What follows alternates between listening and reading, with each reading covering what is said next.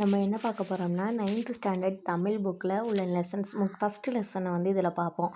First lesson என்னென்னு பார்த்தோம்னா திராவிட மொழி குடும்பம். இந்த லெசனில் வந்து கண்டிப்பாக இம்பார்ட்டன்ட் கொஸ்டின்ஸ் இருக்குது. கண்டிப்பாக இந்த லெசன்லேருந்து டிஎன்பிசி எக்ஸாமுக்கு கண்டிப்பாக கொஸ்டின் கேட்பாங்க. இந்த லெசன்ஸை பற்றி பார்க்கலாம். நம்ம இதில் பார்த்தோம்னா திராவிட மொழி குடும்பம், இதில் முக்கியமான விஷயத்தெல்லாம் நான் சொல்லிடுறேன். அதை மட்டும் படித்தாலே போதும்.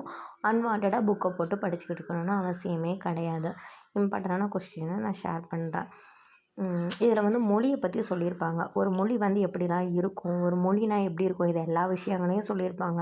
நமக்கு எக்ஸாம் பாயிண்ட் ஆஃப் வியூவில் படித்தா போதும். இந்த லெசனை என்ன சொல்லியிருப்பாங்க, மொழி எப்படி உருவாச்சு, லாங்குவேஜ் இஸ் மஸ்ட் தானே, அந்த ரிலேட்டடாக வந்து சொல்லியிருப்பாங்க. அப்போ நமக்கு என்ன தேவை, ஒரு மொழினா எப்படி, அது எதெல்லாம் பேஸ் பண்ணி வேரி ஆகும், இதெல்லாம் ஃபஸ்ட்டில் இந்த மாதிரிலாம் சொல்லியிருப்பாங்க. எக்ஸாம் பாயிண்ட் ஆஃப் வியூவில் என்ன மாதிரியான கொஸ்டின்ஸ்லாம் கேட்பாங்க, அதை மட்டும் தான் நான் சொல்லுவேன். இந்தியாவில் பேசப்படும் மொழிகளின் எண்ணிக்கை எவ்வளோ அப்படின்றது ஒரு இம்பார்ட்டண்டான கொஸ்டின். இந்தியாவில் எத்தனை வகையான மொழிகள் வந்து பேசுகிறாங்கன்னு பார்த்தோம்னா, இந்தியாவில் 1300க்கும் மேற்பட்ட மொழிகள் வந்து பேசுகிறாங்க. அப்போ எத்தனை டைப்ஸாக செப்பரேட் பண்ணுறாங்க, எவ்வளோ லாங்குவேஜஸ்ன்றது வேறு, எவ்வளோ டைப்ஸாக செப்பரேட் பண்ணுறாங்கன்ற வேறு. எவ்வளோ லாங்குவேஜ் பேசுகிறாங்க இந்தியாவில் 1300க்கும் மேற்பட்ட லாங்குவேஜ் பேசுகிறாங்க. எவ்வளோ டைப்ஸாக செப்பரேட் பண்ணுறாங்க அப்படின்னு பார்த்தோம்னா 4 டைப்ஸாக செப்பரேட் பண்ணுறாங்க. என்னென்ன டைப்ஸ்ன்னு பார்த்தோம்னா, இந்தோ ஆசிய மொழிகள், திராவிட மொழிகள், ஆஸ்திரோ ஆசிய மொழிகள், சீன திபெத்திய மொழிகள், இந்த மாதிரி மொழியை வந்து செப்பரேட் பண்ணுறாங்க. நெக்ஸ்ட்டு பார்த்தோம்னா ஒருத்தவங்க சொல்லியிருப்பாங்க இந்த மாதிரிலாம். இது முக்கியமான கொஸ்டின்ஸ். 2 கொஸ்டின் முடிஞ்சிடுச்சா. அப்புறம் மொழிகளின் காட்சி சாலையாக திகழ்கின்றது. இந்திய நாடு வந்து ஒரு மொழிகளின் காட்சி சாலை. ஏன் அப்படி சொல்கிறாங்க பார்த்தோம்னா, இந்தியாவில் வந்து ஒரே ஒரு மொழி மட்டும் பேசுகிறவங்க இருக்காங்களான்னு கேட்டால் கண்டிப்பாக கிடையாது. இந்தியாவில் வந்து பல மொழி பேசுகிற மக்கள் வந்து இருக்கிறனால இந்தியா பார்த்தோம்னா மொழிகளின் காட்சி சாலைன்னே சொல்கிறாங்க. அப்படி சொன்னது யார் அப்படின்னு பார்த்தோம்னா அகத்தியலிங்கம்ன்றவர் தான் சொல்லியிருக்காரு. அடுத்து யார் சொல்கிறாங்க, நிறைய ஆத்தர்ஸ் நேம்னா வரும். என்னென்ன டைலாக்ஸை எந்த ஆத்தர் சொல்கிறாங்கன்னு சொல்லிட்டு நல்லா தெளிவாக பார்த்துக்கிறணும். அடுத்து திராவிடம் எனும் சொல்ல ஃபஸ்ட்டு யார் சொல்கிறா, திராவிடம் அப்படின்ற ஒரு வார்த்தை. இப்போ நிறைய பொலிட்டிஷியன்ஸு வந்து திராவிட நாடு இந்த மாதிரிலாம் சொல்கிறாங்க. ஃபஸ்ட்டு அந்த வார்த்தையை யார் மென்ஷன் பண்ணியிருக்கான்னு பார்த்தோம்னா, இந்த குமரில பட்டர் அப்படின்றவர் தான் திராவிடம் அப்படின்ற சொல்லையே ஃபஸ்ட்டு சொல்லியிருக்காரு. அடுத்து தமிழ் அப்படின்ற சொல்லிலேருந்து தான் இந்த திராவிடா அப்படின்ற சொல் வந்து பறந்துருந்துச்சு அப்படின்னு சொன்னது யாருன்னு பார்த்தோம்னா, இந்த குமரில பட்டர் தான். 2 சொல்லியிருக்காரு. திராவிடம், அப்போ திராவிடா அப்படின்ற சொல்லு தமிழ் என்ற சொல்லிருந்து தான் வந்துச்சுன்றதை அவர் தான் சொல்லியிருக்காரு. அப்போ இந்த டிரான்ஸ்லேஷனில் யார் மென்ஷன் பண்ணியிருக்காருன்னு பார்த்தோம்னா, ஹிராசு பாதிரியார்.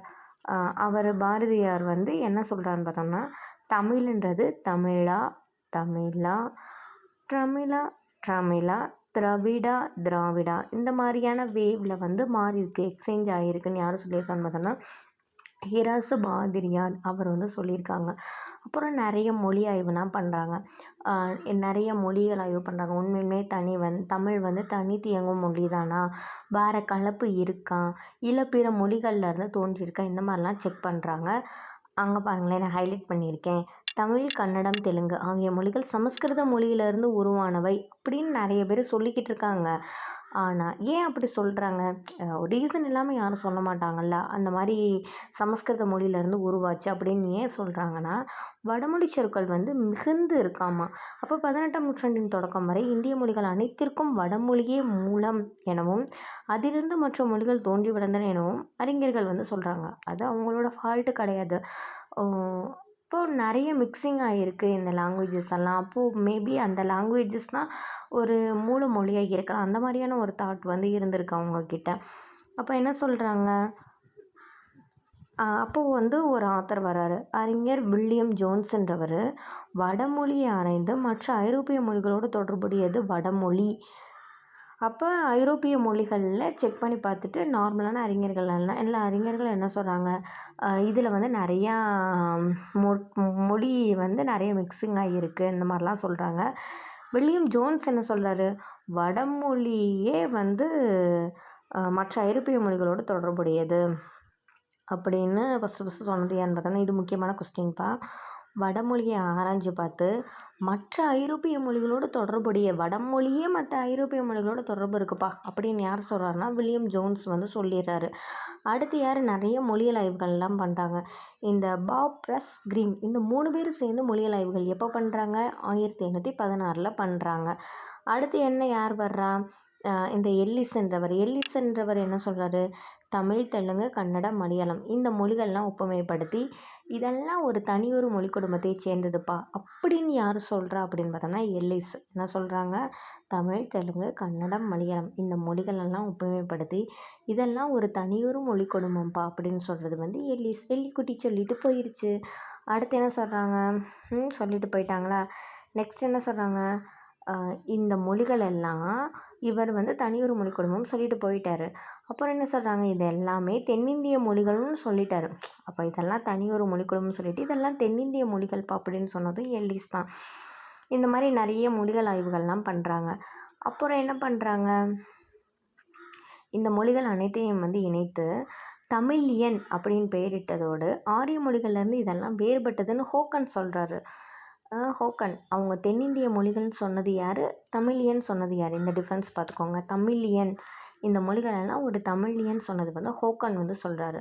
அப்புறம் ரொம்ப முக்கியமான ஒரு ஆள் வந்து கால்டுவெல் என்ன சொல்கிறாங்கன்னா, திராவிட மொழிகளின் ஒப்பிலக்கணம் அப்படிங்கிற நூல் எப்போ சொல்கிறாங்க, 1856 சொல்கிறாங்க. திராவிட மொழிகளின் ஒப்பிலக்கணம்ன்ற நூலில் இதை பற்றின ஒரு விஷயத்தை வந்து சொல்கிறாரு. என்ன சொல்கிறாருன்னா, திராவிட மொழிகள் ஆரிய மொழி குடும்பத்திலேருந்து வேறுபட்டவை அப்படின்னு 1856 கால்டுவெல் வந்து சொல்லிட்டு போயிடுறாங்க.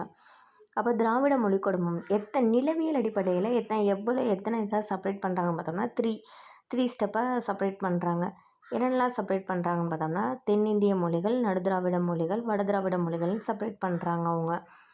ஓகேவா. அப்புறம் இதில் என்ன படிச்சுக்கிட்டா போதும்னு பார்த்தோம்னா, தென் திராவிட மொழிகளும் வடதிராவிட மொழிகளும் படிச்சுக்கிட்டா போதும். அது இல்லாதது வந்து நடுதிராவிட மொழிகள். தென் திராவிட மொழிகள் வந்து ஈஸியாக மனப்பாடம் பண்ணிக்கலாம். தமிழ், மலையாளம், கன்னடம், குடகு, கோத்தா, கொரக்கா, துளு, தோடா, இருளா இந்த மாதிரி வேஸ்லாம் ஞாபகம் வச்சுக்கோங்க. அடுத்து நடுதிராவிட மொழிகள் ஒரு கிளான்ஸ் வந்து ரீட் மட்டும் பண்ணிக்கோங்க. தெலுங்கு, கூயி, கூவி, கோண்டா, கோலமி, நாய்க்கு, பெங்கோ, மண்டா, பஜ்ஜி, கதபா, கோண்டா, கொய்யா. வடதிராவிட மொழிகள் பார்த்தோம்னா குறுக், மால்தோ, பிராகி. குறுக்க மாலுக்கு போனால் பிராணத்தை வாங்குறதுக்குனே வந்துட்டான். அந்த மாதிரி ஏதாச்சும் சிம்பிளாக ஞாபகம் வச்சுக்கோங்க. அடுத்து இங்கே பாருங்கள், 24 மொழிகள் இது வரைக்கும் இருந்துச்சு. இப்போ எக்ஸ்ட்ரா 4 ஆட் பண்ணி மொத்தம் 28 மாறிடுச்சு. எக்ஸ்ட்ரா இப்போ 4 ஆட் பண்ணாங்க. அது என்னன்னு நம்ம கண்டிப்பாக தெரிஞ்சுருக்கணும். எருகலா, தங்களா, குறும்பா, சோழிக்கா. எருகலை தங்கம் செஞ்சு போட்டிருக்காங்க, குறும்பா சோழி ஆயிட்டான் அந்த பையன். மொத்தம் 28 இருக்குது. இப்போ கால்டுவெல் ஒன்று சொல்கிறாங்க பாருங்கள், தமிழ் வந்து வடமொழியின் மகள் கிடையாது. அது தனி மொழி குடும்பத்தை உரிய மொழி. சமஸ்கிருத கலப்பும் கிடையாது. தனித்தியங்கும் ஆற்றல் பெற்ற மொழி. தமிழுக்கும் இந்தியாவின் பிற மொழிகளுக்கும் தொடர்பு இருக்கலாம் அப்படின்னு சொன்னது கால்டுவெல் தான்.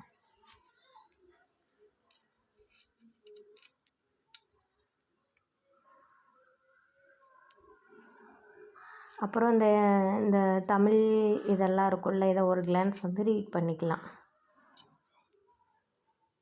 தேங்க்யூ.